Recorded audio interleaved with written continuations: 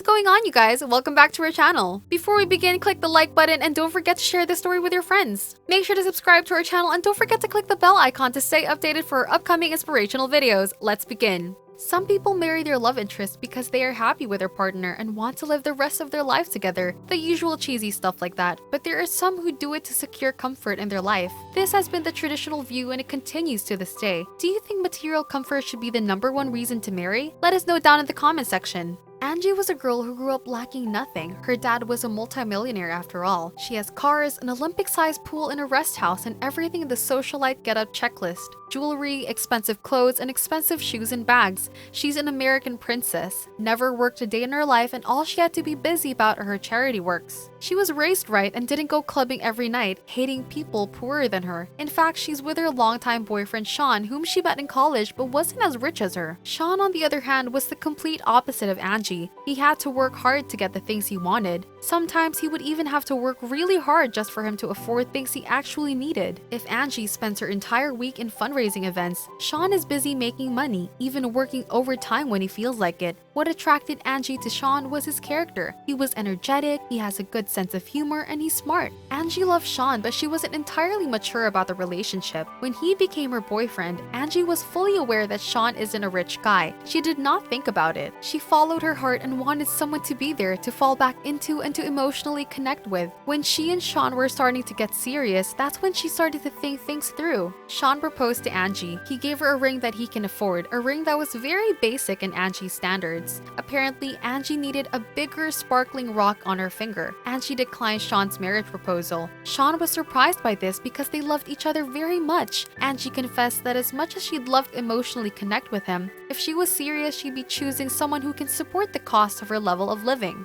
She told him he's not as rich as her dad, so getting married to him wasn't something she already imagined. Sean was taken aback by Angie's attitude towards marriage, and he realized that Angie never talked about living their lives together. She seems to enjoy being a socialite, and living with a man who has to work for money isn't a very compatible setup. This caused a major fault line to form into their relationship, and they learned that somehow they had to put an end to their relationship when the day comes. Sean and Angie went their separate ways. They burned bridges and they were back to being strangers. 10 years came by so fast and Angie is now married to a rich man whose name was Robert, something her greedy little heart has always dreamed of. He could support her effortlessly while Angie can keep doing what she was best at. He almost didn't have to talk to his wife, only money talks in the house. Angie and Robert were invited to an intimate social gathering of businessmen in a yacht one afternoon. While they were sailing out, Robert took Angie with him so he could introduce her to new business partners. Pretending that she cares, Angie showed how happy she was to finally meet the people her husband works with,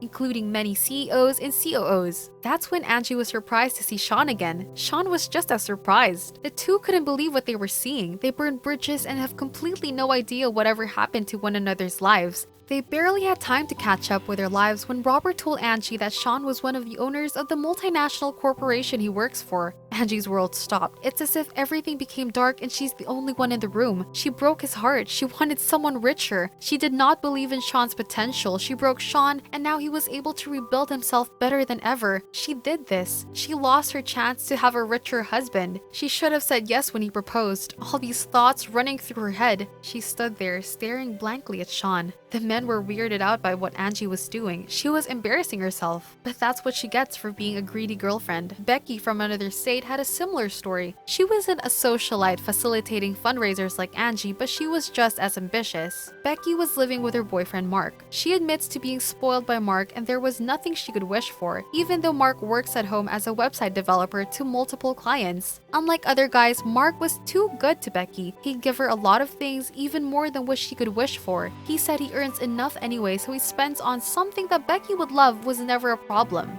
He even bought her the latest smartphone at that time, even though it was really expensive. Becky said the new phone would really help her with her new job. This was their life until Mark's car got repossessed. They were informed that they haven't been paid for 3 months. How that happened was beyond them, but Becky started thinking of her backup plan in case Mark loses all his money. In her head, she didn't want to live with a boyfriend who couldn't support her way of life. After a few days of quarreling about money problems, Becky was very bothered by the thought of having to do some downsizing in her life and told Mark she's breaking up with him. She packed her stuff faster than the wind as if all she cared about was her boyfriend's money. Becky moved back to her mother's house and she took the smartphone Mark was paying for. Mark was devastated by Becky's sudden decision. He went to visit his mom, got a few advice on what to do with life at that point, and it dawned on him. He called the bank and got someone to assist. His car was repossessed in error, and after the whole process, he was able to get it back. He also got a credit on the repo fee he paid because the car should have never been repossessed in the first place. On top of that, Mark got a promotion at work, which gave him a good laugh, thinking Becky made a mistake of leaving him. With everything turning out to be fine with Mark, he continued to fix his financial arrangements while he's at it. He canceled the smartphone he was paying for, much to Becky's disappointment. Why should he still feel obliged to pay for that phone anyway? When Becky found out about the recent events, she was awfully bitter and immature and did all that she can to make Mark's life more miserable than hers. She'd do low stuff like dump trash onto Mark's lawn, but Mark simply focused on his life and how it was the best decision to split from a person who turned out to be a liability. He also looked forward to moving, which made him even more productive at work. Years went by and Mark became more successful than he was before. He even gifted his mother a new house. His kindness backfired, the same way that Becky's rotten attitude backfired. At this point, Becky lived in a shared apartment where there's not a day she's not yelling at her neighbor's cat, with her voice sounding really coarse and her head full of hairs graying prematurely, always on a ponytail as she never gets the chance to go out for a spa day. Angie and Becky's stories are two sides of the same coin. Just like money, the value of their characters are fleeting. In other words, they were mean to their partners by judging them of their financial capabilities, and being mean-spirited never proved advantageous to your relationship to others as well as how you shape your character and behavior. What do you think about Sean and Mark's comeback stories? We'd love to hear your thoughts down in the comments section below. Don't forget to subscribe to our channel and make sure to hit the notification bell to stay updated with our upcoming inspirational videos. See you next time!